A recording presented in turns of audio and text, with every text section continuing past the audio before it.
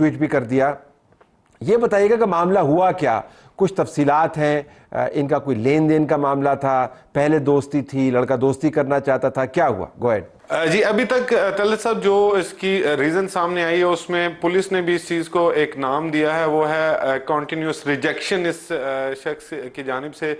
جو خاتون تھی یہ بار بار اس کو دوستی سے منع کرتی رہی کہ وہ اسے دوستی نہیں کرنا چاہتی, لیکن اس سے قبل 29 تاریخ کو اس کی سالگرہ تھی اس خاتون کی. تو اب اس نے اپنا جو ثنا یوسف ہے اپنا ایڈریس جو ہے گھر کا وہ ایک انویٹیشن کے طور پر اپنے ٹک ٹاک اکاؤنٹ پر ڈالا. وہاں سے اس لڑکے نے اس گھر کی لوکیشن لی اور اس کے بعد وہ یہاں پر پہنچ گیا اور 6 گھنٹے گھر کے باہر انتظار کیا. تاہم ثنا یوسف جو ہے اس نے اس کو جو گھر کے اندر ہونے والی پارٹی تھی اس میں انوائٹ نہیں کیا. اس کے بعد یہ لڑکا جو ہے وہ واپس چلا گیا اور اس چیز کا رنج لے کر واپس گیا کہ وہ بہت دور سے اس کو ملنے کے لیے آیا تھا اور اس سے ثنا یوسف نے اس کو گھر کے اندر نہیں بلایا.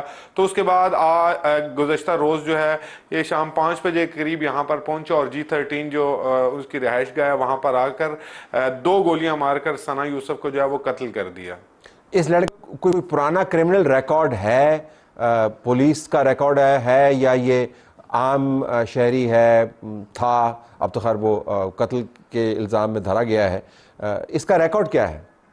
جی طلعت صاحب اس کا کوئی کرمنل ریکارڈ ابھی تک نہیں. 22 سال کا یہ لڑکا ہے, عمر حیات اس کا نام ہے. اس کا والد جو ہے وہ 16ویں گریڈ کا آفیسر ہے کسی گورنمنٹ کا وہاں پنجاب میں ہی. اور اس کے بعد بتایا گیا ہے کہ اس شخص نے اپنے دوست سے یہ پستول جو ہے وہ لیا اور اس کے بعد وہاں سے یہ پستول لے کر یہاں پر پہنچا اور اس نے 1 گھنٹے تک انتظار کیا, کیونکہ وہاں پر جو CCTV فوٹیجز دیکھی گئیں اس کے مطابق 1 گھنٹے تک اس نے انتظار کیا. جیسے ہی اس نے دیکھا کہ یہ دروازہ کھلا ہے اس کے بعد یہ اندر داخل ہوا تو اس کی وہاں پر جو ثنا یوسف ہے اس کی پھپھو وہاں پر موجود تھی جس نے اس کو روکا اور اس سے پوچھا, جس کے بعد اس کی اور ثنا یوسف کے درمیان ایک تلخ کلامی ہوئی, جس کے بعد 2 فائر جو ہے اس کو مارے اور وہاں سے فرار ہوا. اور وہی جو ایک آج کل طریقہ ہے ایک بائکیا کروایا اور بائکیا کے بعد وہاں پر بیٹھ کر یہ اپنے علاقہ فیصل آباد کے قریب جو جڑا والا ہے وہاں پر یہ چلا گیا. جس کے بعد کیونکہ یہ اس کا کوئی کرمنل ریکارڈ نہیں تھا اسی وجہ سے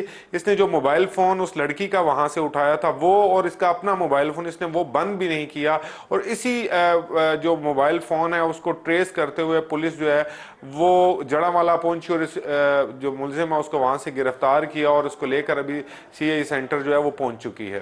اوکے اسلم صاحب, ذرا کراچی کی طرف ہم رخ کرتے ہیں. یہ فرمائیے گا کہ یہ جیل کی دیواریں کمزور تھیں یا زلزلہ جو ہے ریکٹر سکیل پر ہمیں کم نظر آیا اور کراچی میں زیادہ محسوس ہوا؟ کیا ہوا؟ یہ کیسی دراڑیں پڑیں؟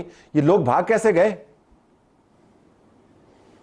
دیکھیں طلعت صاحب وہ مرکزی دروازے سے ہی بھاگے ہیں. دراڑیں اتنی زیادہ نہیں تھیں, ایک دیوار کو تھوڑا سا نقصان پہنچا تھا لیکن جو زیادہ تر بھاگے وہ مرکزی دروازے پر بھاگے. اور اس کی ایک وجہ یہ تھی کہ زلزلہ 2 روز سے وہاں پر آ رہا تھا اور یہ ایک بات وہاں پر جو ملیر قائد آباد اس علاقے میں زلزلہ کے جھٹکے زیادہ تھے. مرکز قائد آباد کے پاس ہی تھا اور جو اس جیل سے تقریباً 3.5-4 کلومیٹر کے فاصلے پر ہے, تو وہاں اس زلزلے کی نوعیت اور شدت زیادہ محسوس کی جا رہی تھی. اور ایسا تھا بھی کہ وہاں پر زلزلے کے جھٹکے تھے اور قیدی چونکہ 2 روز سے بات کریں کہ مسلسل زلزلے کے جھٹکے آ رہے تھے تو اور 12 سے زیادہ زلزلے کے جھٹکے آئے, تو اس وجہ سے قیدیوں کی کونسلنگ بھی کی گئی تھی کہ یہ اس سے پریشان نہ ہو, یہ زلزلے کے جھٹکے 2-3-4 دن رہیں گے اور اس کے بعد ختم ہو جائیں گے, اتنی زیادہ شدت کے نہیں ہیں. لیکن کل رات جب 11 بجے ایک شدید نوعیت کا زلزلہ جو 3.5 یا اس سے